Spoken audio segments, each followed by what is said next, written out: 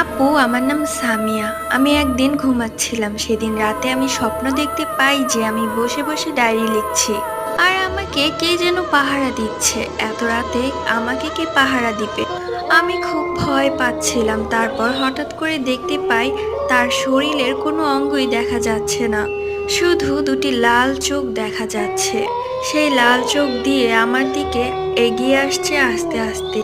যখন আমার চোখের পলক ফেলি তখন সেটি আমার মুখের বাম গালে 4টি নখের আঁচড় দেয়।